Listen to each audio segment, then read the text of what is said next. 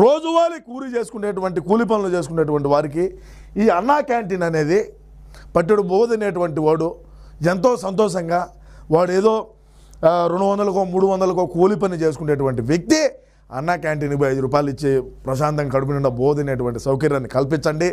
మా ప్రభుత్వంలో పేదవాడు అన్నం తింటే మాకు నచ్చదు కాబట్టి ఉన్నటువంటి అన్నా క్యాంటీన్లు కూడా తీసేయటం జరిగింది. మేము వచ్చిన తర్వాత 2039లో మేము అధికారంలోకి వచ్చితే రాజన్న క్యాంటీన్ అని పెడతామని మరొకసారి తెలియజేస్తా ఉండా. హామీల అమలుకు శ్రీకారం. ఓకే, తొలి క్యాబినెట్లో కీలక నిర్ణయాలు, 5 సంతకాలకు ఆమోదం. గంజాయి నియంత్రణకు 5 మంత్రులతో కమిటీ వేసింది. అబ్బబ్బబ్బా, సూపర్ సార్, క్లాప్స్ కొట్టరా నరేష్. గంజాయి నియంత్రణకు 5 మంత్రులతో కమిటీ.